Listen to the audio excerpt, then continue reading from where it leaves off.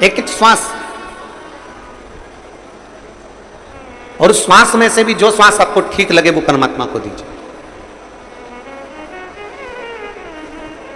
फिर निवेदन है, फिर निवेदन कि नौकरी पर वहीं जाना अच्छा लगता है जहां स्नेह हो।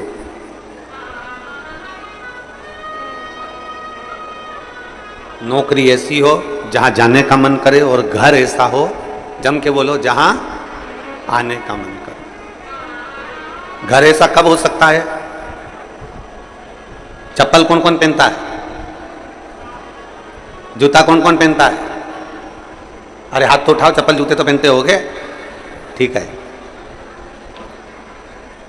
कोई 7 नंबर की, कोई 8 नंबर की, कोई 6 नंबर की, कोई 9 नंबर की, कोई 10 नंबर की, कोई 11 नंबर की, कोई 12 नंबर की चप्पल पहनते हैं, जूता पहनते हैं। आप में से कोई ऐसा है जो एक पांव में 6 नंबर की चप्पल पहनता और दूसरे पांव में 9 नंबर की पहनता? कोई नहीं पहनता। चप्पल का नंबर 1 होना चाहिए। ये 5 नंबर की है तो ये भी, बोलो बोलो जम के बोलो, 5। ये 6 की है तो ये भी 6 की, ये 8 की है तो ये भी 8 की। पर कई घर ऐसे हैं जिन घर में पति और पत्नी को भी एक ही नंबर में रहना चाहिए, पर इनका नंबर गड़बड़ हो रहा है।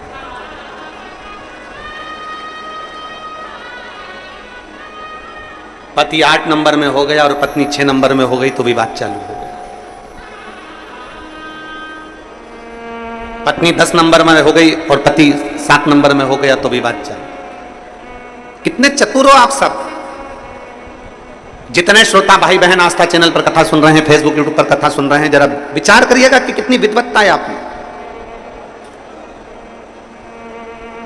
आप दोनों पांव में चप्पल बराबर की पहनते हो, 6 number 6 number, 7 number 7 number, 8 number 8 number, 9 number 9 number, बराबर की पहनते हो।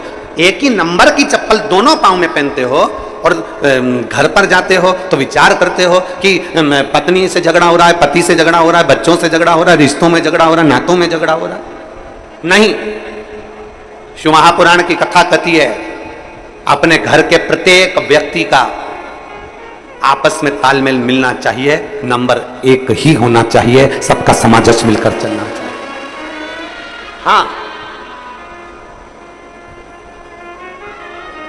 एक बात हो सकती है, कभी कभी तालमेल नहीं मिल पाता तो फिर आखिरी में छोड़ना पड़ता। तालमेल नहीं मिल पाता तो फिर छूटता। कोई कोई चप्पल जूता ऐसा होता है कि वो काटे जाए काटे जाए काटे जाए, पांव में छाला आ जाए, पांव में तकलीफ आ जाए, काटे जाए काटे जाए तो फिर छोड़ना पड़ता, फिर उसको नहीं रखना। ये तो मुझे बार बार काट रहा है, मुझे बार बार परेशान कर रही है, बार बार परेशान कर रही है, तो फिर काट छोड़, रिश्ता।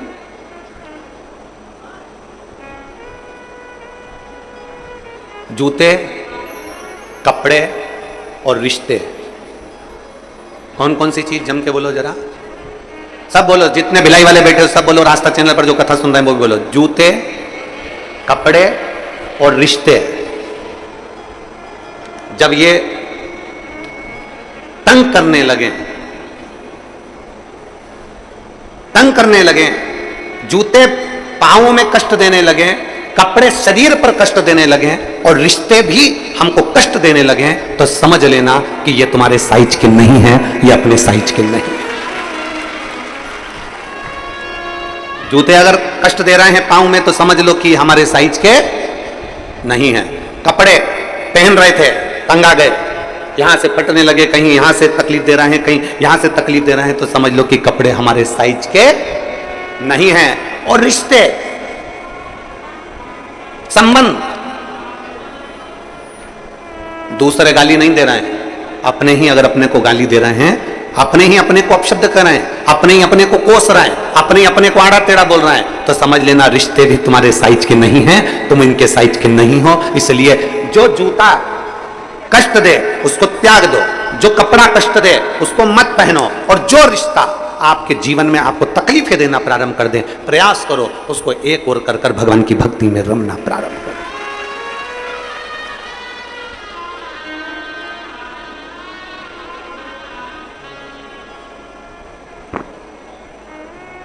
कमाई किसने करी? आपने।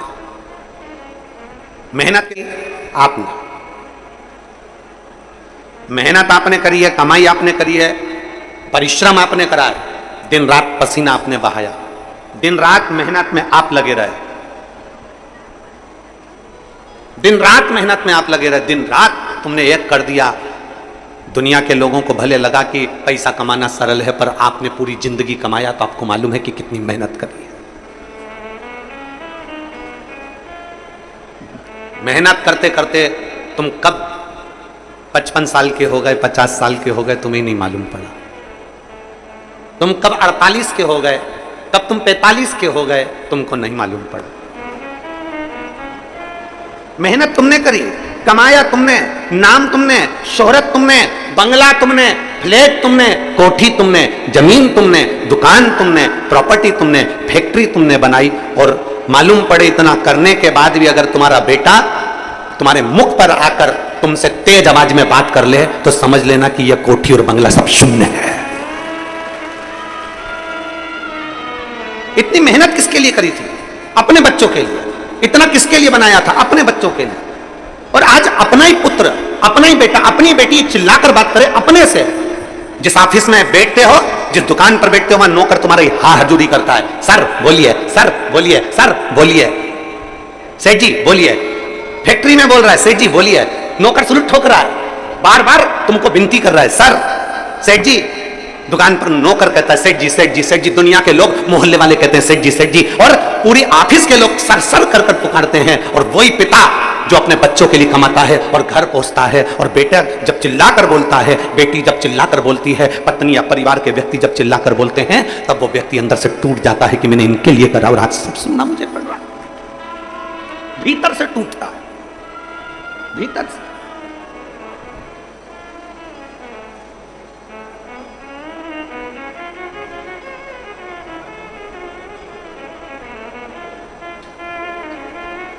खूब पढ़ाओ बच्चों को।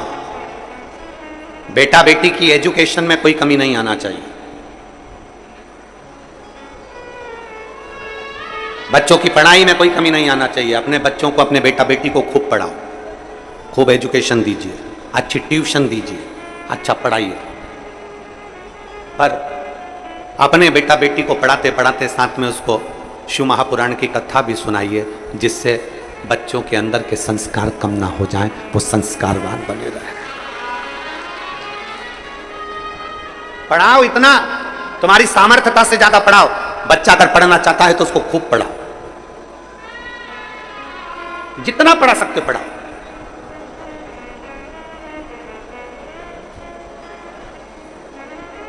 जितना जिसकी एजुकेशन है और जितना जिसमें बल है पढ़ने का,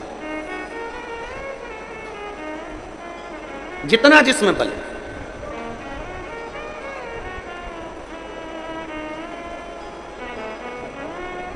कभी बच्चों को पढ़ाने के साथ में अगर कोई पास के पड़ोसी के, कोई तुम्हारा नीचे काम करने वाला कोई सेवादार है, कोई चौकीदार, कोई आदि कादिक है, और उसका भी बच्चा पढ़ना चाहता है और उसके पास पैसा नहीं है, तो अपने पैसे से उसको एजुकेशन कराओ। अपना बेटा एक दिन बहुत बड़ा ऑफिसर बनेगा, और एक छोटे से व्यक्ति के बच्चे को तुमने पढ़ाया है और उसका बेटा भी जब ऑफिसर बनेगा, भले कोई भी भूल जाए, पर जिस बच्चे के लिए तुमने खर्चा कर कर उसको पढ़ाया है, वो बच्चा कभी जिंदगी में तुम्हारा एहसान नहीं भूलेगा, मरते दम तक। विद्या का दान दुनिया में सबसे बड़ा दान है। इसलिए हमारी विठले सेवा समिति भी, आप लोग सोचते होंगे कि हम जो दान देते हैं वो कहाँ जाता है, उस दान का हिस्सा कैसे किया जाता है, कभी विठले सेवा समिति में आकर देखिएगा। कभी आइए और उस समिति से आप पूछो। हमारे यहाँ एक रजिस्टर चलता है जिसमें जो बच्चे गरीब साधारण, जिनको बहुत पढ़ना है और उनकी ललकता है कि मैं बहुत कुछ कर सकता हूँ पर मेरे पास में धन नहीं है, बेटियां बेटे छोटे छोटे जिनके माँ बाप सब्जी का ठेला लगा रहे हैं, कहीं बर्तन मांज रहे हैं और वो बच्चे पढ़ना चाहते हैं, तो समिति उनका स्कूल का फीस जमा कर कर उनकी एजुकेशन कराने के लिए तत्पर रहती है। विद्या से बड़ा दुनिया में कोई दान नहीं, जितना मन सकता दीजिए।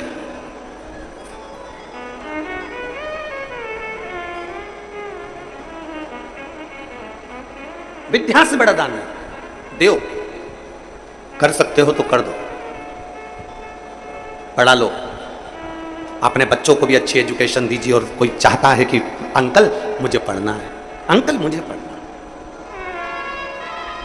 और मैं धन्यवाद देना चाहता हूं, मैं साधुवाद देना चाहता हूं। कई छत्तीसगढ़ के भी, मध्य प्रदेश के भी, हरियाणा के भी, राजस्थान के भी, गुजरात के भी, पंजाब के भी और झारखंड के भी, जहां जहां लोग हमसे जुड़े हुए हैं, महाराष्ट्र के भी, जहां से लोग हमारे पास में जुड़े हुए हैं।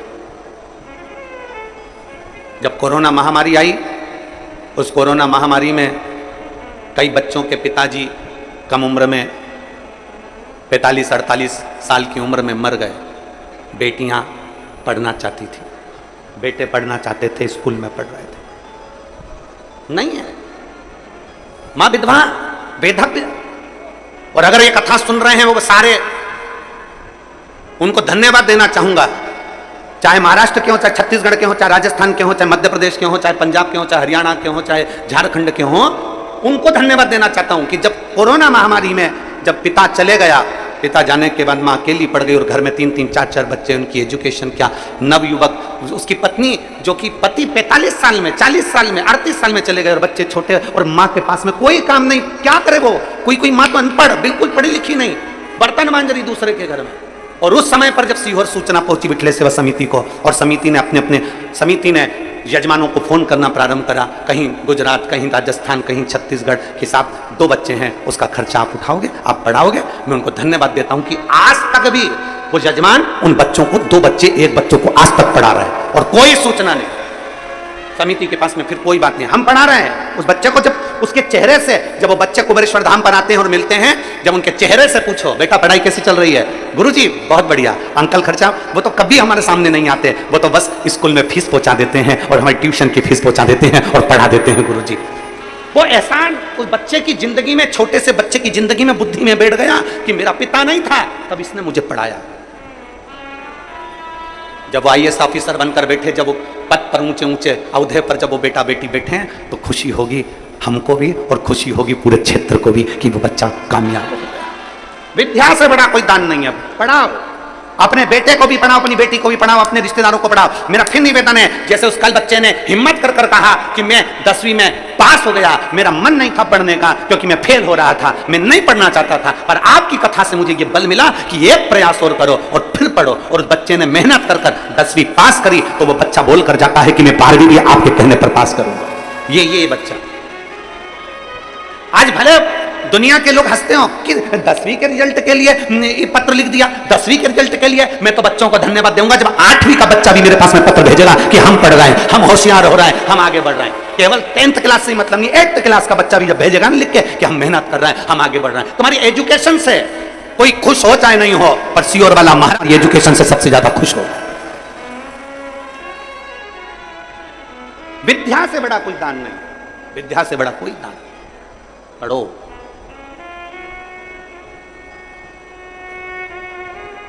पढ़ो, खूब पढ़ो।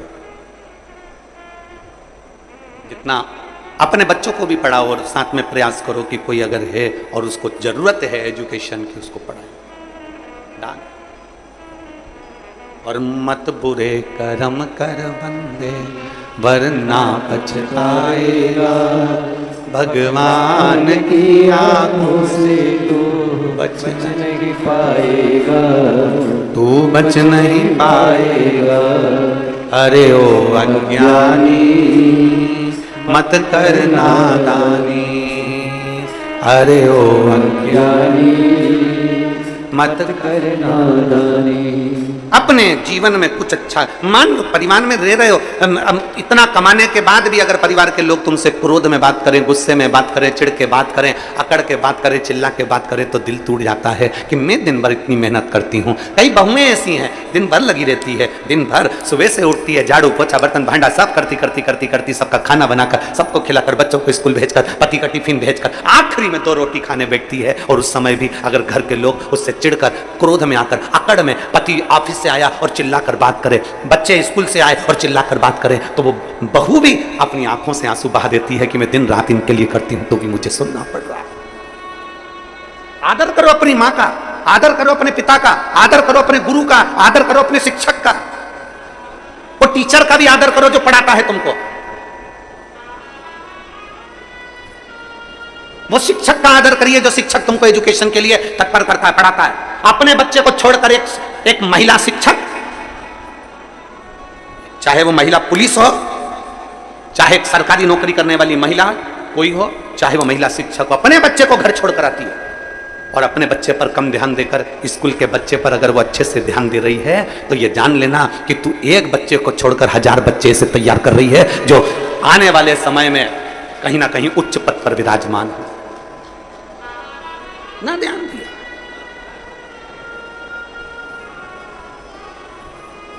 पांव में जूता एक ही नंबर का है, चप्पल एक ही नंबर की है।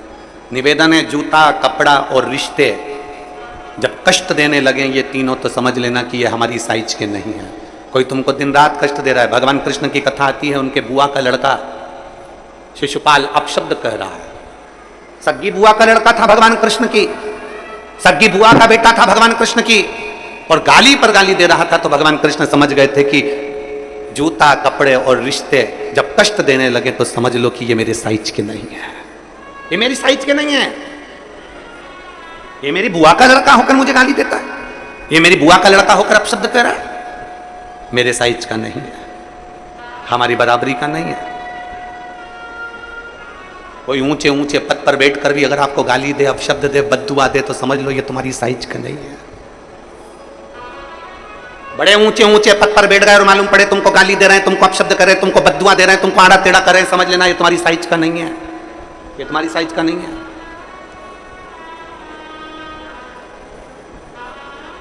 ऊंच निवास नीच करतूती, देख ही न सकई पराई विभूति।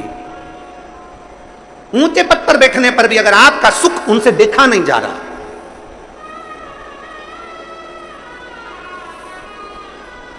समझ लीजिए कि आपके साइज के नहीं है। आप अपनी भक्ति में लीन रहो, आप अपने भजन में लीन रहो। साल भर में एक बार सावन के महीने में ऑनलाइन शंकर का अभिषेक होता है। कितनी बार? जम के बोलो जरा। एक बार। और अब की बार तो 72 वर्ष के बाद ऐसा सावन आया है जिस सावन को सोमवार से चालू होकर सोमवार को विराम हो रहा है, और शिवरात्रि 2 अगस्त की पड़ रही है, और रात्रि के पहले पहर शाम के 7 बजे, मतलब पहले पहर की पूजन आप और हम, पूरी दुनिया के लोग, पूरे विश्व के लोग करेंगे। शाम को 7 बजे आपको कुछ मिले चाहे ना मिले, शिवलिंग मिट्टी का जरूर बनाओ और साथ में बैठकर 7 बजे से 8 बजे तक आस्था चैनल चालू करो, मोबाइल चालू करो, टीवी चालू करो और भगवान शिव की आराधना करो। चलते चलते मान लो बीच में कहीं लाइट चली गई, नेटवर्क नहीं मिल रहा, तो चिंता मत करना। शिव जी को 1 लोटा जल और जो सामग्री लिखाई गई है अगर दिल से श्री शिवाय नमस्तुभ्यम कहकर भी चढ़ा दोगे तो भी मेरा शंकर खाली नहीं छोड़ेगा, तुम्हारा भंडार भर देगा।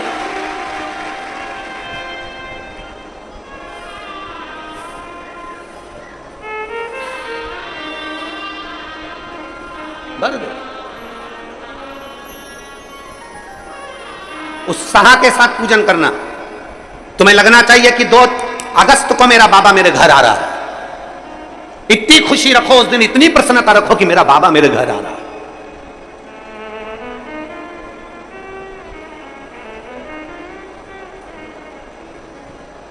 इतनी प्रसन्नता तुम्हारे भीतर होना चाहिए। Welcome to my home lord Shiv. मेरे घर में आज शंकर आ रहे हैं, बड़ी प्रसन्नता का विषय, बड़ी खुशी का विषय। आज मेरे घर में मेरा शिव आ रहा है, मेरा शंकर। और शाम को जब 7 बजे से 8 बजे तक पूजन हो जाए, 8 बजे शंकर के उस शिवलिंग की थाली अपने सिर पर रखकर, थाली, नगाड़ा, ढोल, मंजीरा, ताली, घंटी बजाते हुए घर के बाहर जाकर पात्र में विसर्जन कर दो। नदी तालाब बाजू में हो और ज्यादा पानी नहीं हो तो वहां कर सकते, पर अपने घर के बाहर जाकर उसका विसर्जन प्रसन्न। और एक बेलपत्री शिव जी पे से चढ़ी हुई, उस 7 बेलपत्र में से एक बेलपत्र शंकर पे से चढ़ी हुई अपने पास, उसमें से कामना कर कर बाबा से, बाबा मेरी एक कामना, आज मैं प्रदोष काल में रात्रि के प्रथम पहर में शिवरात्रि का पूजन कर रही हूं। और कहते हैं रात्रि के पहले पहर की पूजन मां पार्वती जी ने भी करी है, मां सती ने, मां उमा ने करी है। जो जो मांगा भगवान शंकर ने रात्रि के पहली पहर की पूजन में वो दे दिया है, आपको भी मिलेगा। आप और हम ऑनलाइन पूजन को उसमें जुड़े करें, घर घर में शिवलिंग बने, घर घर में शंकर जाए, घर घर दरवाजा खोलकर मेरे बाबा का स्वागत करिए, मेरा शिव आ रहा है।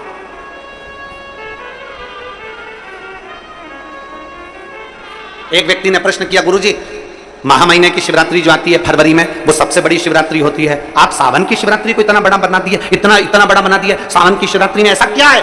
हमने कहा महाशिवरात्रि आती है तो भगवान शंकर पार्वती स्वयं आते हैं, पर पूरी सृष्टि का भार भगवान शंकर और पार्वती के रहता है, भगवान नारायण के हाथ में रहता है। 4 महीने जब भगवान नारायण विश्राम के लिए जाते हैं शेषनाग की सैया पर, तो पूरी सृष्टि का भार भगवान शंकर को दे जाते हैं। तो सावन उसी 4 महीने के अंदर पड़ता है। जब शंकर के पास पता जाता है, किसी व्यक्ति के पास कुर्सी आ जाए, पद आ जाए, प्रतिष्ठा आ जाए, तो साइन करने में देरी नहीं लगती है, और वो साइन की कीमत होती है। इसलिए शंकर भगवान की ये सावन की शिवरात्रि शिव क्या दे देते हैं किसी को मालूम नहीं पड़ता।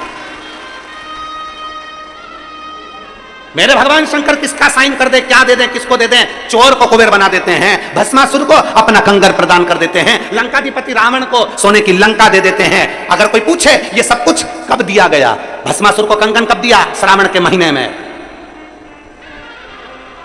लंकाधिपति रावण को लंका कब दी? श्रावण महीने में। कोई पूछे कि इतना सब चोर को कुबेर कब बनाया? श्रावण महीने में। क्योंकि 4 महीने मेरे शंकर के पास में पूरी सृष्टि का भार है।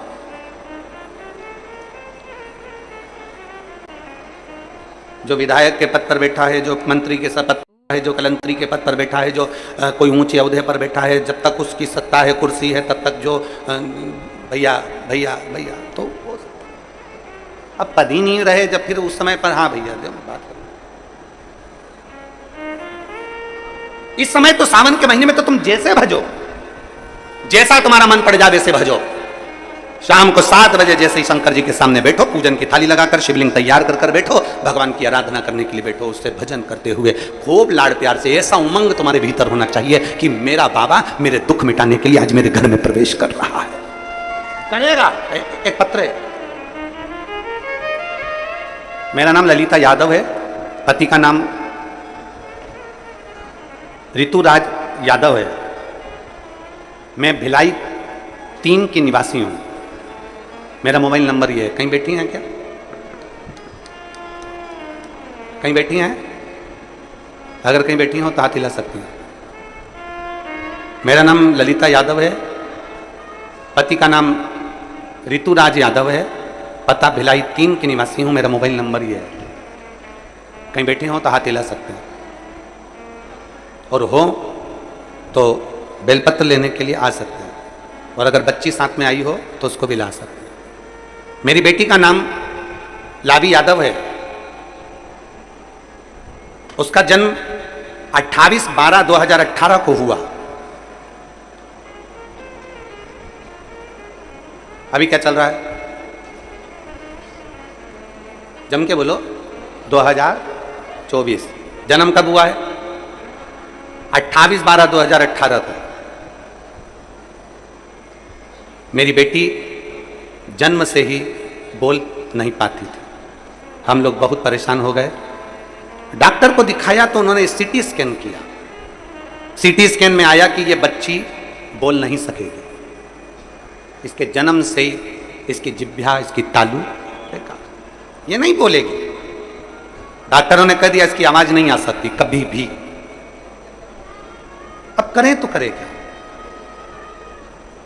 18 में जन्मी, 19, 20, 21, 22, 23 ये सब निकलता चले गया। अब करे क्या? बच्चे की आवाज नहीं आई, वाणी नहीं आई। तब किसी ने कहा, पड़ोस में एक दादी रहती हैं, उन्होंने कहा टीवी पर प्रदीप मिश्रा जी कथा करते हैं और शंकर की कथा का वाचन करते हैं। हमने सुना है कि शिव कथा सुनने वाले की सब मनोकामना पूर्ण होती है। तू टीवी के सामने उस बच्ची को बिठा, कथा सुनवा। छोटी सी बच्ची को हम टीवी के सामने बिठा देते, कथा सुनवाते। पशुपतिनाथ का व्रत करना प्रारंभ करा, शंकर पे चढ़ा हुआ जल पीना चालू करा। बच्ची को रोज मंदिर ले जाती, शिव जी का चढ़ा हुआ जल नंदी के पास बिठाती और पिलाती, और बेटी से कहती शिव का नाम ले, श्री शिवाय नमस्तुभ्यम बोल। बेटी बोल नहीं पाती, बहुत बहुत प्रयास किया। तब मेरे बाबा ने ऐसी कृपा करी गुरुदेव, नंदी के पास बैठकर श्री शिवाय नमस्तुभ्यम। लोग कहते हैं कि ये क्या दे दिया मिश्रा जी ने, पर कोई मुझसे पूछे श्री शिवाय नमस्तुभ्यम में क्या है, आज मेरी बेटी इतने सालों के बाद बोलना प्रारंभ कर दी। मैं बाबा को धन्यवाद देने के लिए मैं बाबा को धन्यवाद देने के लिए आई हूं कि आज मेरी बेटी के मुख में वाणी आ गई, जो बोलती नहीं थी, निपट गूंगी। डॉक्टर ने कह दिया था ये नहीं बोल सकती, उसके मुख में वाणी, उसके मुख में वाणी। एक लाइन अच्छी लिखी है, आप और हम सब मिलके गुनगुनाते हैं। खाली ना जाता कोई दर से तुम्हारे, खाली ना जाता कोई दर से तुम्हारे, मैं भी खड़ी हूँ नंगे पाए पसारे, अपने हृदय से लगा लो गिरा जा रहा उठा लो भोले अपने दर से, अब तो ना टालो गिरी जा रही हो, उठा लो। एक पत्र और है।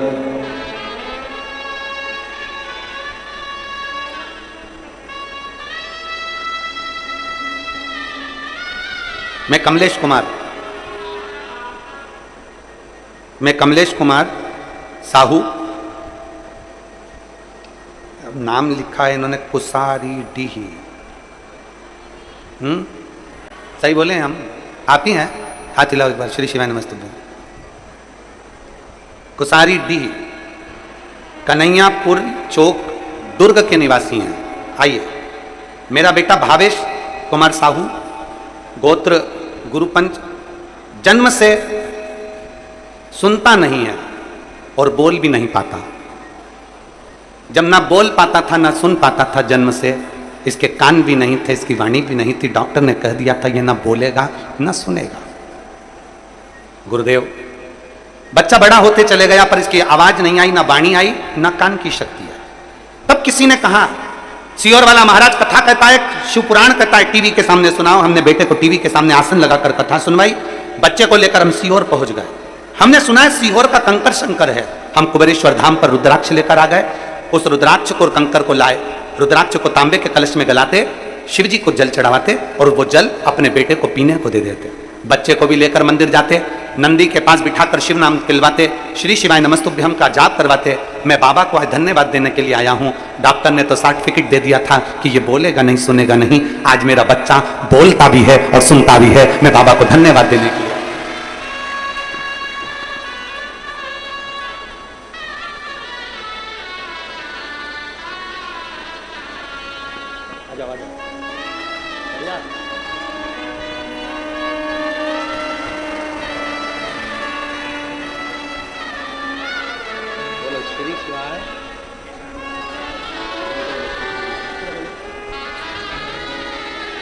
माइक में ऊपर ऊपर बैठो।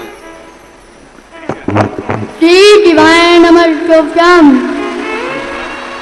नमः हर हर ओम नमः शिवाय। हर हर हाय हाय महादेव।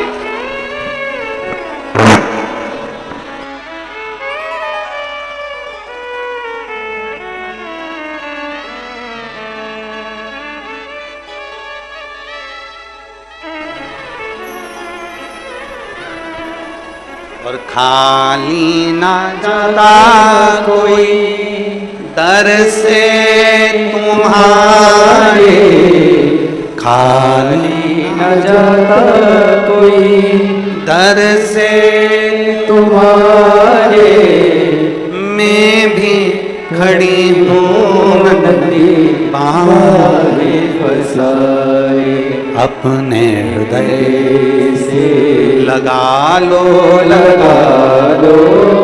गिरा जा रहा हो, उठा लो भोले अपने दर से, अब तो ना डालो गिरी जा रही हो, उठा लो। शिव पर करा गया भरोसा, शंकर ने वाणी भी दी है और श्रवण शक्ति भी। पत्र में इस भाई ने लिखा, जो दुनिया में कोई नहीं कर सकता वो शिव पुराण और भोलेनाथ कर सकता है। शिव पुराण कर सकती है और भोलेनाथ कर सकता है। उसमें सबसे जरूरी है आपका विश्वास। उसमें सबसे जरूरी है आपका भरोसा, उसमें सबसे जरूरी है आपकी दृढ़ता। जिस दिन आपने, जितने आस्था चैनल के श्रोता हैं और जितने बहन भाई यूट्यूब फेसबुक पर कथा सुन रहे हैं, अगर शिवरात्रि के दिन आपने ये सोच लिया कि शंकर मेरे घर में आए हैं और मेरा दुख कटेगा, जैसे कल कहा गया था ना कि घड़ी में आप सोच लेते हो कि मुझे इतनी बजे घड़ी में अलार्म भरा और सोचा ऐसा ऐसा तो वैसा, उससे पहले उठ तुमने सोच लिया कि मेरा दुख मेरा बाबा काटेगा, तो यह पक्का है कि दुख मेरा महादेव जरूर काटेगा। विश्वास पक्का हो गया ना, भरोसा दृढ़ हो गया।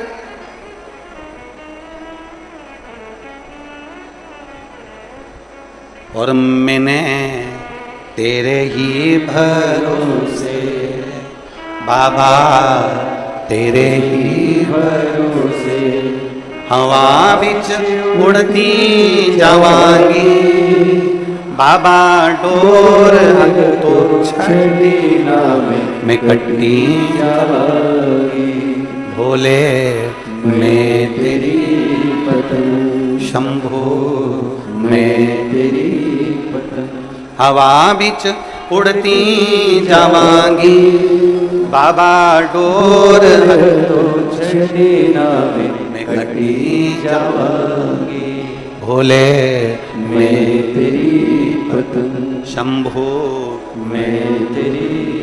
विश्वास की जागरूकता अपने भीतर करो। जिस दिन विश्वास की जागरूकता हो गई उस दिन शिव मिलेगा। घर में रहो, परिवार में रहो, नातों में रहो, रिश्तों में रहो, कुटुंब में रहो, पर प्रेम के साथ रहो, स्नेह के साथ रहो, द्वेष के साथ नहीं, प्रेम के साथ। आइए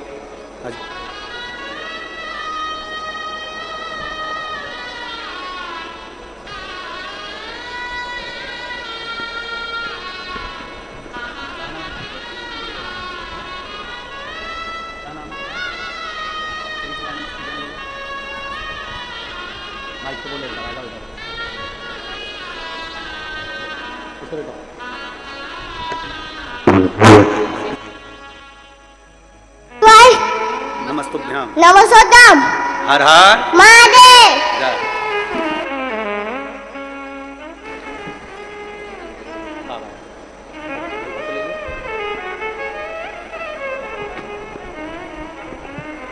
डॉक्टर ने कह दिया था कि इसकी आवाज और श्रवण शक्ति दोनों नहीं आएगी, पर लिखने वाले ने, वो कहते हैं ना, विधाता लिखता है तुम्हारा भाग्य, विधाता लिखता है तुम्हारा भाग्य, पर देव अधिदेव महादेव विधाता के लिखे हुए लेख को भी मिटा देता है, वो सामर्थ्यवान है, सामर्थ्यवान। विधाता लिख दिया कि तेरे जीवन में ये तकलीफ है, तेरे जीवन में ये कष्ट है, तुम एक लोटा जल तो चढ़ाओ, तुम जाओ शिव के दरवाजे, शंकर की चौखट पर एक लोटा जल चढ़ाना प्रारंभ करो। कैसे नहीं सुनेगा? हम थोड़े दिन तक लक्ष्य तक चलते हैं, फिर भटक जाते हैं। अभी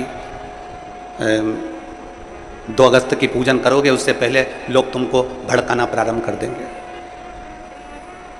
श्रावण की शिवरात्रि की पूजन करोगे, उससे पहले लोग तुमको भड़काना प्रारंभ कर देंगे, ऑनलाइन से क्या होगा, कैसे होगा, क्या होगा, क्या नहीं होगा, भड़काएंगे, जिससे तुम पूजा से विमुख हो जाओ।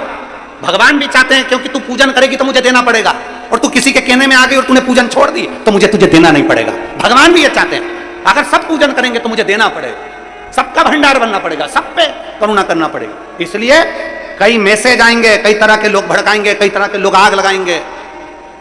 तब अपनी बुद्धि में ये विचार कर लेना, अपना टीवी का रिमोट जैसे अपने हाथ में होता है तो अपना अपना मन चाहा नाटक देखते हैं, मन चाहा कथा सुनते हैं।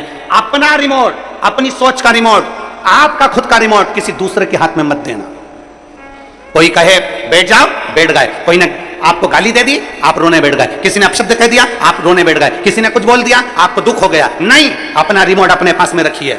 आग लगे बस्ती में, अपन रहो मस्ती में। कोई कुछ भी कहे, अपने को जैसा जीना है वैसे जियो, अपने को जैसा जीना है वैसा जियो, फुल एंजॉय में अलमस्त होकर जियो। ये मानव का शरीर दूसरी बार नहीं मिलना, और किसी को नहीं मालूम। कई लोग कहते हैं कि अगर ऐसा करोगे तो नरक चले जाओगे। हम उनसे पूछते हैं तुम जाके बता कर आओ नरक है क्या? कोई कहते हैं कि स्वर्ग जाओगे, हम कहते हैं दुनिया का सबसे बड़ा स्वर्ग है अपना घर, और दुनिया का सबसे बड़ा स्वर्ग है शंकर का दर। एक लोटा जल चढ़ा, उससे बढ़कर दुनिया में कोई स्वर्ग नहीं। शिव के दरवाजे पर जाइए, एक लोटा जल चढ़ाइए, और सबसे बड़ा स्वर्ग है अपना घर।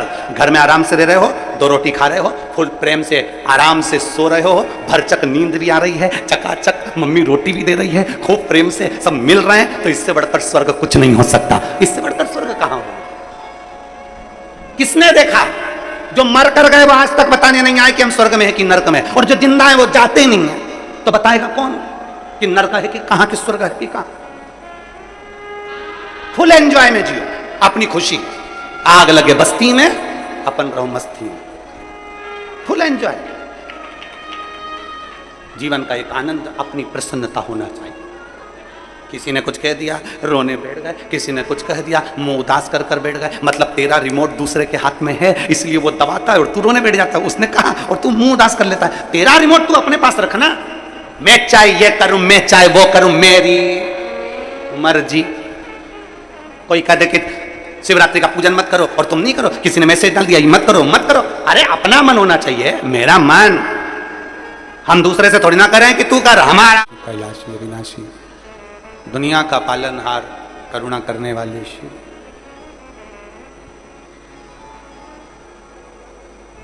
दुनिया को अमृत देकर विष पीने वाले शिव। रतन, माणिक, मोती, सोना, चांदी, अंबर, पीतांबर, ऐरावत, अप्सरा, लक्ष्मी, सब निकला है समुद्र मंथन। सब कुछ समुद्र मंथन में सब कुछ निकला, अमृत भी निकला, पर इन सब चीज निकलने के पहले अगर कुछ निकला है तो विष निकला। गौ माता पहले, फिर उसके बाद विष। सब कुछ निकला पर पहले विष निकला।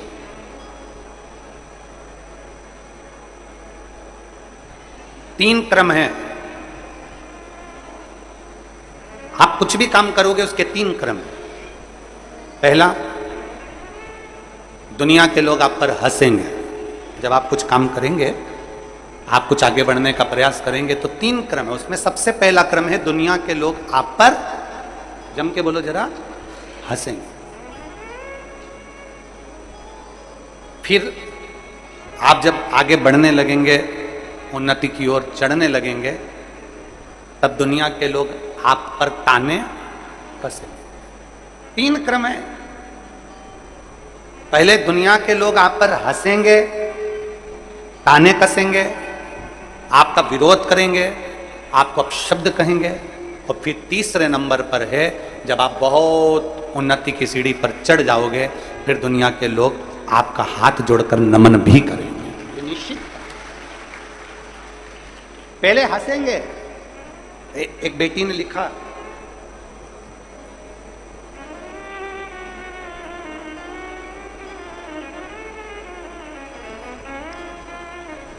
आयुषी शर्मा, कहीं बैठी हैं आयुषी? आप ही बेटा, आ जाओ, एक बेलपत्र ले जाओ। आयुषी शर्मा भिलाई नगर की हूं। आपके कहने पर दिन रात मेहनत करती हूं गुरुदेव, खूब पढ़ाई करती हूं, पर मैंने सीए का एग्जाम दिया, फाइनल में परीक्षा में पास नहीं, 2-3 नंबर से रह जाती थी। मेरी मम्मी ने कहा क्यों डरती है? सियोर वाला महाराज कहता है कि चौगनी मेहनत करो, फिर बेलपत्र पर शहद लगाकर शिव जी को समर्पित करो, शिव मंदिर जाया करो, शंकर से अपने दिल की बात कहा करो। मेरी मम्मी के कहने पर मैंने शंकर के मंदिर में जाना चालू करा। मेहनत जो अभी तक करी थी उससे चौगनी मेहनत करी, क्योंकि मैं कई बार 2 नंबर से 3 नंबर से रह जाती थी, मेरा सीए कंप्लीट नहीं हो रहा था। पर गुरुजी आपके शब्द हमको बल देते हैं, आपके शब्द हमको एनर्जी देते हैं। हमने इतनी मेहनत करी, और मेरी मम्मी ने बोला अब की बार जाए ना तो बेलपत्र पर शहद लगाकर शिव जी को चढ़ाकर, बेलपत्र पर शहद लगाकर पूजन करके प्रार्थना कर कर परीक्षा के लिए जा। मेहनत कर कर बेलपत्र लगाकर बाबा को गई, और बाबा का नाम जपते जपते श्री शिवाय नमस्तुभ्यम कहते कहते गई, एग्जाम दे दिया, बाबा के भरोसे छोड़ दिया। और फिर मेरे बाबा ने जो कृपा करी है गुरुदेव, मैं क्या वर्णन करूं। मैं शिव जी के मंदिर में पूजन कर रही थी और मेरे मोबाइल पर मैसेज आया और मैंने देखा तो मुझे मालूम पड़ा कि मैं सीए बन गई। गुरुजी, मैं धन्यवाद देने के लिए, धन्यवाद। एक लाइन अच्छी लिखी है इस बेटी ने, मुझे भरोसा नहीं था। क्या शिव भी ऐसा दे सकता है? क्या शंकर दे सकता है?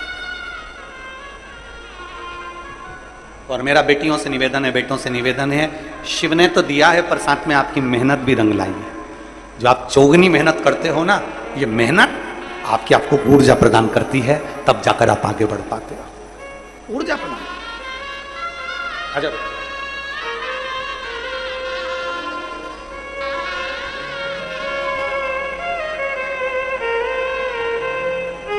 बधाई दो बेटी को एक बार जोरदार ताली बजाकर, सीए बनने की बहुत बहुत बधाई।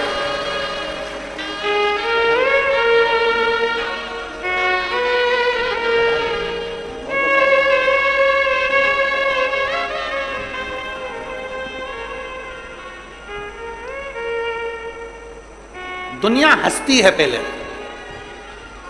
आप में से कई माताएं ऐसी हैं, कई भाई ऐसे हैं कि जो कई बार हमसे कह चुके, गुरुजी लोग हम पर हंसते हैं, आप पे ताना कसते हैं, आपको अपशब्द कहते हैं, आपको गालियां देते हैं, लोग आपको नहीं छोड़ते, हमको नहीं छोड़ते, हम मंदिर जाते हैं तो लोग अपशब्द कहते हैं। हम फिर कहेंगे, 3 क्रम है दुनिया के, 3 नियम दुनिया ने बनाकर रखे। पहले हंसेंगे, खूब हंसेंगे, पागल हो गया है, मूर्ख है, अकल नहीं है, शंकर जी के मंदिर जाता, झाड़ू लगाता, पोछा लगाता, इतना बड़ा पढ़ा लिखा होकर शिव जी को जल चढ़ाता, अकल मारी गई है। आज का जमाना ऐसा है क्या? अरे आज के जमाने को अगर कहेंगे तो लोगों को फिर काली मिर्ची लग जाती है सियोर वाले महाराज के मुख से। आज का जमाना ऐसा है, आज के जमाने को कहेंगे तो लोगों को बहुत बुरा लगता है। बड़ा विचित्र जमाना चल रहा है। बाप बाकर पकड़कर चल रहा है और बेटा कुत्ते की सांकल पकड़कर चल रहा है। आज का अगर हम कहेंगे ना तो फिर लोगों को काली मिर्ची लगती है बहुत भयंकर, और फिर कहते हैं सियोर वाला महाराज बहुत गड़बड़ बोलता है। फिर दुनिया के लोग हिल जाते हैं, फिर उनको बोलना पड़ता है कि सियोर वाला महाराज बोला। और जब बाबा बोलता है तो सब डोलता है। फिर पूरे व्हाट्सएप, पूरा फेसबुक, पूरा इंस्टाग्राम उसी से भरा रहता है कि सच बोल गया, अब सच को दबाएं कैसे, और कितना दबाया गया सच को। जरा विचार करिए, आपके पास में भी वेद पुराण कभी पढ़ना उस प्रसंग को, सच को कितना दबाया गया, फिर डोलते। बड़ा विचित्र जमाना चल रहा है। घर का बाप बाकर पकड़कर चल रहा है और बेटा कुत्ते की सांकल पकड़कर चल रहा है, और सांकल पकड़ने में भी उसको गौरव महसूस हो रहा है, मेरे बराबर कोई वीआईपी नहीं है। अब उसको कौन समझाए? हमारे शास्त्र कहते हैं कि सुबेरे सुबेरे वेद और पुराण के पीछे चलो, और इनको कौन समझाए? ये भाग्य लिखा के लेके आए हैं कि तुम्हारे बच्चों को छीछी कोई माता कराएगी और तुम कुत्ते को छीछी कराओगे सुबेरे सुबेरे सांकल पकड़कर। तुम्हारे भाग्य में लिखा है। तुम्हारे घर के बच्चों को बेचारी वो काम वाली संभालती, उनकी गंदगी वो संभाल कर साफ करती, और तुम कुत्ते को, कुत्ता जा इधर तो ये बड़े फोन पे बात करते हुए बरगुंडा पहने, चड्डा पहने, टी शर्ट पहने, अपने आप को वीआईपी समझते हुए, बाप पकड़ रहा बाकर, औलाद पकड़ रही कुत्ते की सांकल, चले और इतने खुश हो रहे कि हमारे बराबर कोई कुत्ता घुमाने वाला नहीं है। अब इन्हें कौन समझाए कि तुम कुत्ते को घुमा रहे कि कुत्ता तुम है? कुत्ता जाए इधर, तुम जाओ उधर, कौन समझा? कई लोग कहते गुरुजी हम मंदिर जाएंगे लोग हंसेंगे, हम मंदिर जाएंगे लोग ताना कसेंगे। ये बेटी से पूछो जो सीए बनी है, इस बेटी से पूछो, उसने भी लिखा पहले लोग हंसते थे, क्या शंकर जी के मंदिर पर जाने में क्या बल मिल जाएगा? बेलपत्री पर शहद लगाने से क्या सब कुछ हो जाएगा? क्यों नहीं होगा? पढ़ो, मेहनत करो और फिर जाओ शिव के द्वार।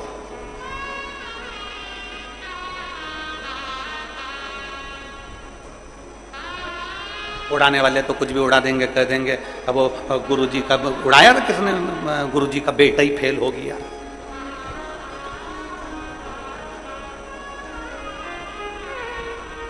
जिन बच्चों को श्रेष्ठ संस्कार मिले होते हैं ना, वो फेल नहीं होते, वो बाबा पर भरोसा कर कर पास होते चले जाते हैं। बुद्धि में तुम्हारे भरा है ना, करे क्या? किसी भी तरह से कुछ ना कुछ तो ऐसा निकालो जिससे शिव पुराण को लोग कम सुने, शंकर जी को कम माने, सबकी टेंशन है शिव पुराण। ना जाने कितनों की तो दुकानें बंद करके पटक दी शिव पुराण ने। केवल एक लोटा जल सारी समस्या का हल। कहीं नहीं जाते लोग। अब दुख आता है तो कहाँ जाते हैं? जरा पत्र देखिए, एक माँ ने लिखा, इससे भी और ज्यादा पत्र हैं बच्चों के, ढेर पत्र पड़े हुए हैं। एक बच्चे का पत्र ये है, एक बच्चे का पत्र ये है, एक बच्चे का पत्र ये है, और पत्र ढेर पड़े हुए हैं बच्चों के। कोई 10 साल, कोई 12 साल, कोई 14 साल,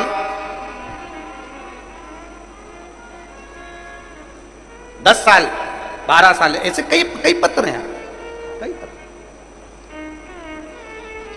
कहो शिव देता है, उस पर भरोसा प्रबल होना चाहिए। 3 क्रम है दुनिया के। पहले हंसेंगे, सब आप पर हंसेंगे, अरे तू नहीं कर सकता, तेरे बस की बात नहीं है। हंसेंगे लोग, क्यों जाता है शंकर मंदिर, क्यों करता है ऐसा, क्यों चढ़ाता है जल, हंसेंगे। फिर दूसरा क्रम है ताना कसेंगे, आपको अपशब्द कहेंगे, आपके ऊपर खिल्ली उड़ाएंगे, गालियां देंगे, आड़ा टेढ़ा बोलेंगे, आपका विरोध करेंगे। घबराना नहीं, हारना नहीं। फिर तीसरा क्रम है, जब ऊपर चढ़ जाओगे फिर आपको लोग नमन भी करेंगे कि इसने कुछ कर दिखाया। जैसे इस बेटी ने सीए बनकर अपने माँ बाप का सीना, अपने माँ बाप की छाती प्रबल कर दी।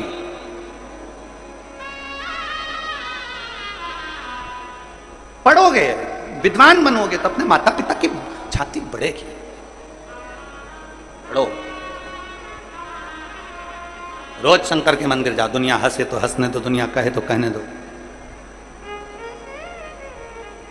कहने दो। आपसे एक बात पूछें, हनुमान जी के मंदिर में राम जी का होना जरूरी है क्या? अरे बोलो तो जम के। हनुमान जी के मंदिर में राम जी का होना जरूरी है क्या? नहीं।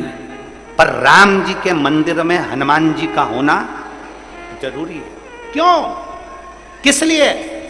हनुमान जी के मंदिर में राम जी का होना जरूरी नहीं, पर राम जी के मंदिर में हनुमान का होना जरूरी है। किस लिए? क्योंकि हनुमान जी ने राम जी की इतनी सेवा करी, इतनी सेवा करी कि उस सेवा का राम जी के साथ होना आज भी जरूरी है। आज भी जरूरी है। हनुमान जी के मंदिर में राम भले ना हो, पर राम जी के मंदिर में हनुमान का होना जरूरी है, क्योंकि हनुमान दिन रात सेवा में तल्लीन रहा है, सेवा में लगे। तो सेवा पूजाती है। आज के जमाने में पूजाता क्या है? सेवा। आप करो, शंकर जी के मंदिर में गए हो सेवा करिए, शंकर जी के मंदिर में गए हो, कथा में गए हो तो सेवा करिए। कई लोगों ने अपने अपने घर से भोजन बना के लाया, खिलाया, कोई फलाहार बना कर लाया तो खिलाया, सेवा कर ली। कई सेठों ने, कोई ने चाय पिला दी, कोई ने कुछ खिलाया, कोई ने कुछ खिलाया। और कई ऐसे भी होंगे जिन्होंने अपनी तिजोरी का ताला ही नहीं खोला शिव पुराण होने पर भी, कि एक चाय तो किसी को पिला दें। शिव पुराण कहती है, जीते जी अपने हाथों से कर चलो, मरने के बाद दूसरे को खिलाओगे भी तो मिला कि नहीं मिला कौन पूछने आएगा। कंडा जलाएंगे, तेरे फोटो के आगे माला पहनाएंगे, और माला भी ताजे फूल की नहीं होगी, प्लास्टिक के फूल की। 5 रुपए कौन खर्च करेगा रोज के? प्लास्टिक के फूल की माला फोटो पर टंगी रहेगी। साल में एक बार फोटो नीचे उतरेगा, 16 श्राद्ध में कंडे को जलाएंगे, घी शक्कर मलेंगे, सब लोग खीर पूड़ी खाएंगे, तुझे घी और गुड़ खिला के एक पूड़ी खीर में चिपकाएंगे और तेरे फोटो पे लगाएंगे, और तू ऐसी कैसी फोटो में चिपकी रहेगी, और फोटो में तेरी पूड़ी चिपकी रहेगी। 1 साल तक वो पूड़ी चिपकी रहेगी। अगली 16 श्राद्ध आएगी तब तेरे को फिर पोछेंगे, फिर वापिस पूड़ी चिपका देंगे। दुनिया के लोग पूड़ी चिपकाएं, उससे पहले अपने हाथों से भगवान का भजन कर चलो, पुण्य कर चलो, सत्कर्म कर चलो। सबको जाना है। बादाम खाओगे तो भी जाओगे, नहीं खाओगे तो भी जाओगे। मरना सबको है। गुलाब जामुन खाओ तो भी जाना, नहीं खाओ तो भी जाना। कथा सुनो तो भी जाओगे, नहीं सुनो तो भी जाओगे। किसी ने कहा फिर हम काहे को सुने? जब जाना ही है तो काहे को सुने? सुनो, क्योंकि बिल्ली अपने बच्चे को जब पकड़ती है तो अपने मुख से पकड़ती है और बिल्ली का बच्चा मरता नहीं है, और बिल्ली मुख से चूहा पकड़ती है तो चूहे का बच्चा जिंदा रहता नहीं है। उसी तरह कथा सुनकर अगर जाओगे तो बिल्ली के बच्चे जैसे बचकर निकल जाओगे, भगवान के चरणों में पकड़, चूहे जैसे मरोगे नहीं।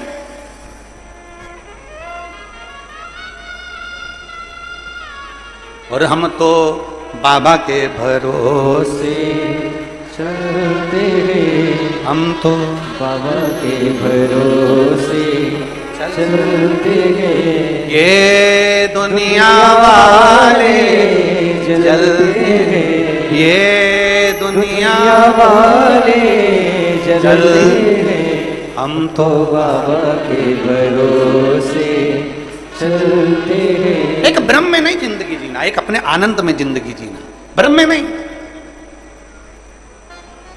हम ब्रह्म में जीते। कहीं एक ऑफिसर ने, एक सिपाही ने ऑफिसर को फोन किया, सिपाही ने ऑफिसर को फोन करा, सर यहां एक महिला ने अपने पति को गोली मार दी।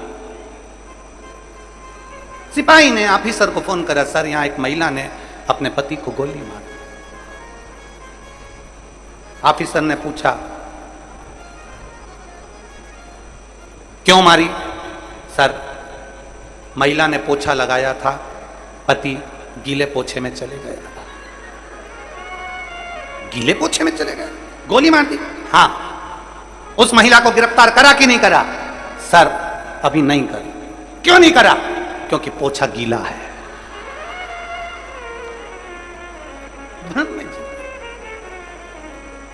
पोछा गीला है इसलिए मैं नहीं गया। हम भी यही सोच के रह जाते हैं, क्यों मंदिर नहीं गया? नहीं, अभी मेरे पास बहुत काम पड़ा है ना, इसलिए मंदिर नहीं जा सकता। अच्छा, क्यों मंदिर क्यों नहीं गया? अभी हम छोटे हैं ना, मंदिर नहीं जा सकते। भ्रम में जी रहा। 21,600 श्वास में से कौन सी श्वास आखिरी है किसी को नहीं मालूम। अरे बचपन खेल में खोया, जवानी नींद भर सोया, बुढ़ापा देख कर रोया, सिराने मौत हंसती। कौन सी श्वास आखिरी? बचपन में सोचा अभी नहीं जा सकते, अभी हमारे पास काम बहुत सारा है, समय नहीं है। मेरा निवेदन है, पत्नी भी मंदिर जाए, पति भी मंदिर जाए, बच्चे भी मंदिर जाए, बेटा भी मंदिर जाए, बेटी भी मंदिर जाए, शिव को एक लोटा जल चढ़े। गुरु की करनी गुरु भरेगा, चेला की करनी चेला। उड़ जाएगा हंस अकेला, अपने कर्म का भोग अपने को भोगना पड़ेगा। पत्नी अपने कर्म का भोग भोगेगी, पति अपने कर्म का भोग भोगेगा, बेटा बेटी अपने कर्म का भोग भोगेंगे। इसलिए बहुत उन्नति पर चढ़ना है, बहुत आगे बढ़ना है। चीटे में पर आते हैं, ऐसे पर अगर तुम्हें लगाना है तो तुम्हें शंकर को एक लोटा जल चढ़ाते रहना है, शिव को चढ़ा, भजो उसको।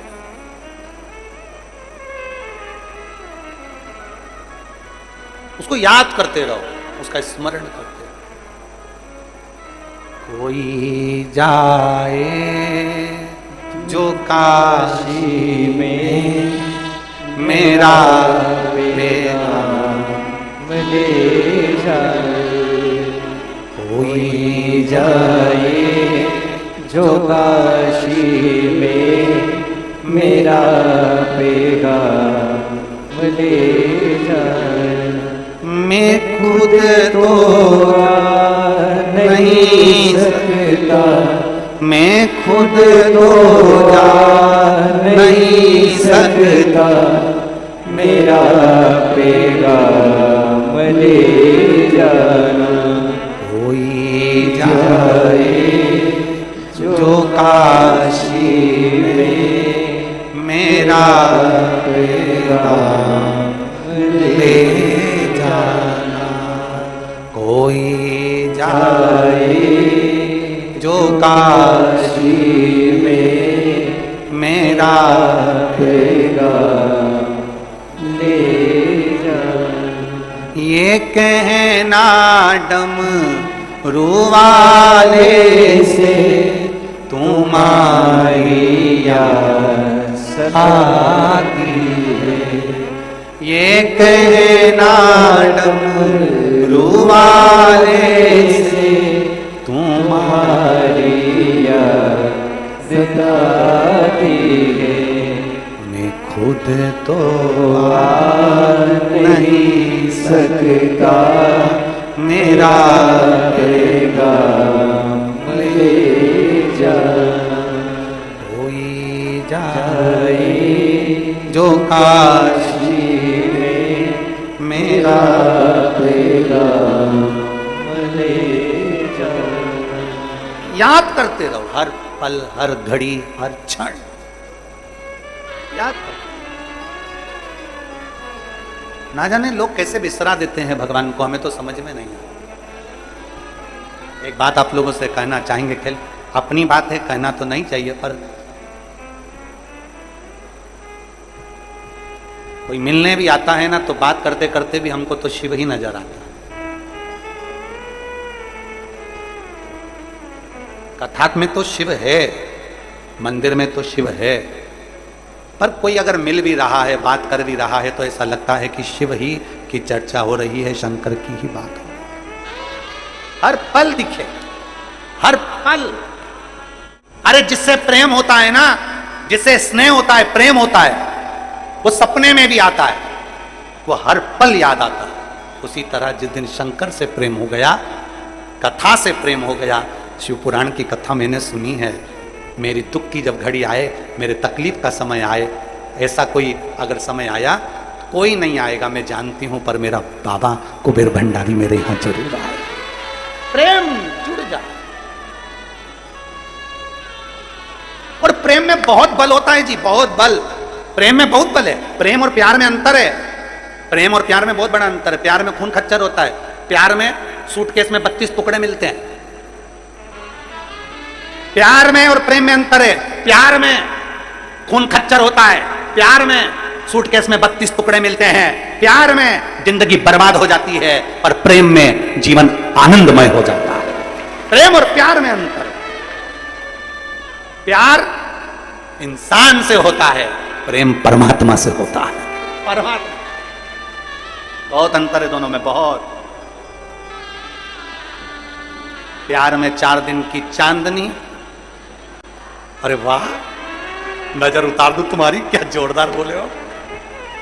प्यार में 4 दिन की चांदनी, फिर अंधेरी। पहले तो बहुत अच्छा लगता है, बहुत प्रेम से बात करेंगे, मोबाइल पे चैटिंग करते रहेंगे रात दिन बाद, फिर तो मोबाइल का बैलेंस भी डलवाएगा, फिर तो तुमको सूट भी दिलाएगा, फिर तो चाउमीन भी खिलाएगा, बुड़ बुड़ करके 10 रुपए का डीजल डलवा के गुड़वाने भी ले जाएगा। उसके बाद एक बार तू प्यार के जाल में फंस जा और मेरी संग तेरी शादी हो जाए, होने के केवल 15-20 दिन 25 दिन तक, 1 महीना 2 महीने तक खुशी नजर आती है। उसके बाद में तो तुम कह दो कि चल घूमने ले चल मेरे को, तो चिल्ला के ऐसा दौड़ता है जैसे कहीं हड़का या कुत्ता खा गया हो।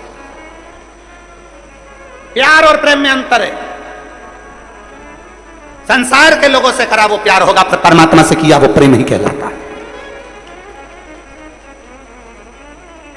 प्यार किया तो तुम्हारे मोबाइल में बैलेंस डल जाता है, पर प्रेम करा तो उम्र का बैलेंस बढ़ जाता है।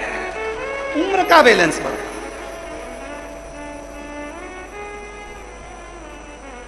और वो मोबाइल का बैलेंस कभी भी खत्म हो सकता है, पर ये जो परमात्मा ने जो उम्र का बैलेंस दिया है, बहुत बहुत प्रेम से दिया है। तू चिंता मत कर। अकाल मृत्यु वो मरे जो काम करे चंडाल का, काल उसका क्या बिगाड़े जो भक्त हो महाकाल का। तू प्रेम करता है शिव से, महाकाल से, मेरे काल अधिपति महाकाल से प्रेम करने वाला कभी धोखा नहीं खा सकता। मेरे महाकाल से प्रेम करने वाला कभी ठोकर नहीं खा सकता। प्रेम करा है तूने शिव से। और इसीलिए वो कहते हैं, अरे मैं हूं प्रेम रोगी, मेरी दवा तो करा दो, और जाओ जाओ जाओ सीहोर वाले को बुला। ये रोग है, रोग। एक दिन कथा नहीं आए ना तो लोगों का मन उदास हो जाता है। टीवी पे कथा नहीं मिले लोग उदास हो जाते हैं, मोबाइल पे कथा नहीं मिले लोग उदास हो जाते हैं। याद करते हैं, अरे जाओ जाओ जाओ सीहोर को बुला, मैं हूं प्रेम। शिव की कथा का रोग लग गया, शंकर को जल चढ़ाने का रोग लग गया। अब तो लोगों को सपने में भी शंकर ही नजर आता है। कई लोगों को तो नींद नहीं आती, कई बार उसको सपने में शंकर नजर आता है, तो वो ध्यान से थोड़ी देर कथा टीवी पर नहीं सुनती है, मोबाइल पे देखती कथा को थोड़ा सा सुनती है, आंखों में नींद आने लगती है, सो जाती है। अब तो कथा नींद भी देती है। रोग का निवारण तो करती है अपनी जगह पर प्रेम सब कुछ दे सकती। शिव की कथा कहती है भगवान अमृत दुनिया को देखकर विष का पान करते हैं, ऐसे मेरे देव अधिदेव महादेव हैं। 12 ज्योतिर्लिंग का स्मरण कराया गया है। सुंदर प्रसंगों का वर्णन करते हुए चंचुला देवी के पति को मोक्ष देने के चंद्रदेव पर काया का रोग लग जाता है, काया के रोग से शिव मुक्त करते हैं तो सोमेश्वर महादेव। कार्तिकेय बाबा रुष्ट होकर चले जाते हैं, उनको मनाने के लिए गए तो मल्लिकार्जुन के रूप में विराजमान। दूषण नाम के राक्षस का संहार करा, कालाधिपति बनकर विराजमान हुए तो महाकाल हो गए। विंध्य नामक पर्वत के तप करने से भगवान ओमकारेश्वर बनकर विराजमान। नर नारायण के तप करने पर केदार बनकर विराजित होते हैं। कुंभकर्ण के बेटे भीम का संहार करा तो भीमा शंकर हो जाते हैं। मनु शत्रुपा के तप करने पर स्वयं विश्वनाथ प्रकट होते हैं। गंगा को काशी तक शिव लेकर आते हैं मनु शत्रुपा के तप के अनुकूल, आंत्री अनसुईया के तप के अनुकूल।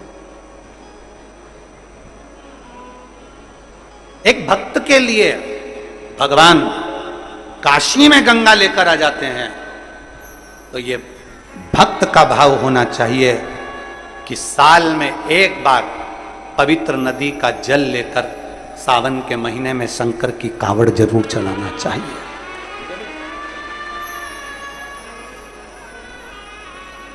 17 अगस्त को प्रदोष के दिन बाबा की कावड़ सीहोर में चढ़ेगी। सीवन नदी माँ सीवन का जल भरकर आप अपने घर से जो जल लेकर आओगे, 1 लोटा जल वो हो, 1 लोटा जल सीवन का हो। माँ सीवन का जल लेकर 11 किलोमीटर तक श्री शिवाय नमस्तुभ्यम बोलते बोलते बाबा का गुणगान करते करते सुबह 9 बजे सीहोर से सीवन नदी से जल लेकर कुबेरेश्वर धाम तक आप और हम सब चले। मेरा बेटा बेटियों से निवेदन है, अपने मन की कामना कर कर बाबा की कावड़ भरना और बाबा से बोलना ये कावड़ भर रही हूं, अगली कावड़ भरूं तो बाबा मेरी झोली खुशियों से भर देना, ये भाव से। 17 अगस्त दिन शनिवार पड़ेगा, प्रदोष का दिन रहेगा। बड़े भाव से बाबा की सुबह 9 बजे सीहोर से कावड़ भराएगी। 11 किलोमीटर तक बाबा का नाम लेते लेते लेते चलेंगे। जो भंडारे चलाने वाले हैं, कोई पोहा कोई खिचड़ी जो बांटने वाले हैं, उनसे निवेदन है प्रेम से भोपाल इंदौर आसपास से और सीहोर सब नगरवासी सब प्रेम से शिव भक्तों का खूब स्वागत करें। खूब चले।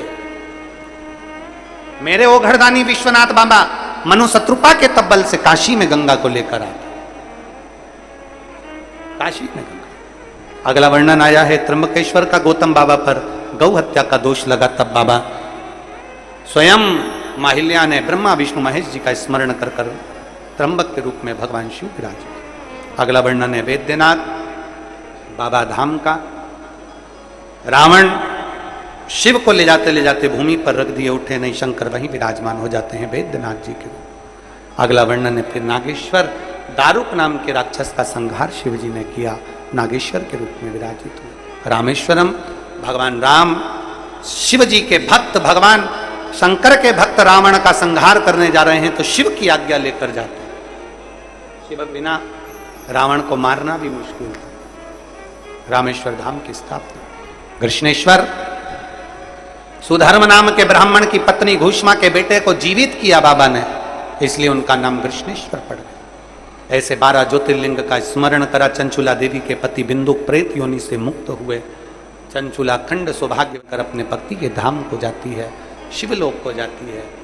भगवान शंकर मस्तक की बेलपत्र उतार कर शिवपोथी को समर्पित करते हैं।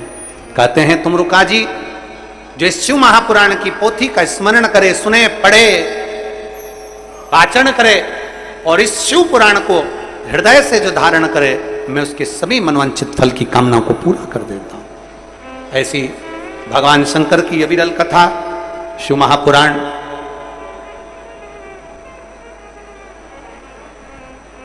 बोलबम सेवा एवं कल्याण समिति प्रदेश अध्यक्ष श्री दया सिंह जी भिलाई द्वारा इस पवित्र कथा का वाचन हो रहा था। मैं दया सिंह जी को इस कथा के लिए बहुत बहुत साधुवाद देता हूं, जो 5 दिन में इतनी व्यवस्था कर कर ये कथा पूर्ण करें। पूरे प्रशासन को, पूरे भिलाई वासियों को, सबको साधुवाद देता हूं, जो आपने लाखों की संख्या में, पंडालों में जगह नहीं है, बाहर ग्राउंड में जगह नहीं है, चारों तरफ आप लोग भरे पड़े भगवान शिव की कथा कीचड़ में, पानी में भी खड़े होकर सुन रहे हैं। मेरा भोलेनाथ आपकी मनोकामना पूर्ण करे, इतनी झोलियां खुशियों से भर दे कि आने वाले समय में आप भी शिव पुराण की कथा करवाएं। मेरा बाबा इतना कथा सावन का ये महीना 72 साल के बाद आया है। से 2 तारीख को बाबा का पूजन है, 2 अगस्त को शिवरात्रि है। प्रेम से आप सब शाम को कितनी बजे? 7 बजे बाबा का पूजन का आनंद लेंगे। मैं आमंत्रित कर रहा हूं श्री दया सिंह जी को कि वो आभार व्यक्त करें और पधारें और आभार व्यक्त करें।